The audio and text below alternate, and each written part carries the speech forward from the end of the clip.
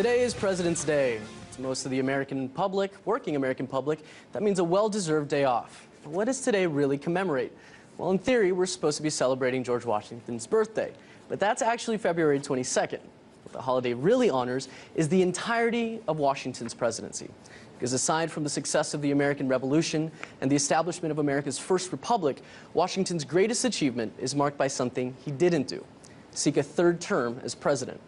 See, Washington could have been king of a brand new country on the American continent, but instead gave up his power after 2 4-year terms, all in the name of democracy. And indeed, this is an amazing gesture worth commemorating.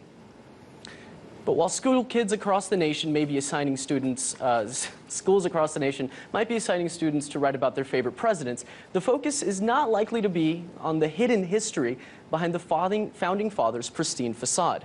As always, there's much more to Washington than meets the textbook. Now, I want to be clear. My intention is not to be subversive about America's founding fathers. It's simply more important that history is looked at in full, with the good and the bad, and most importantly, the truth. So let's start with the White House, America's symbol of the presidency, a beautiful mansion located at 1600 Pennsylvania Avenue, but built almost entirely on the backs of slaves. That's right, not only was the White House built by slave labor, it was also home to countless black slaves held in bondage. And while the First Republic was founded under the banner of freedom, dignity, and the infallible notion that says all men are created equal, as many as 12 of America's 44 presidents have been slave owners. Even George Washington himself, who wrote prolifically against the institution of slavery, was not immune to its evils.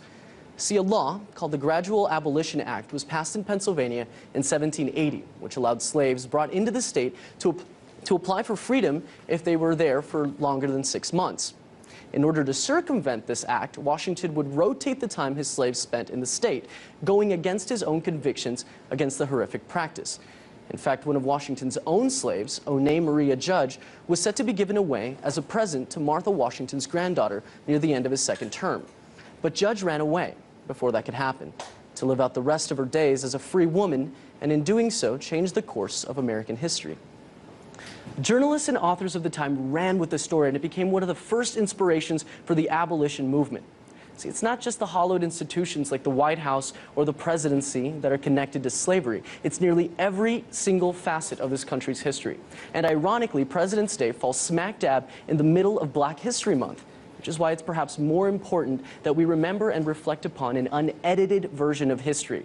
Only then can we come to grips with the tortured history that has shaped this country for centuries, and apply that historical knowledge to solving the country's current social, racial, and economic injustices. So by all means, celebrate the men who put revolutionary ideas into action, but just as importantly, don't forget about those who truly built this country.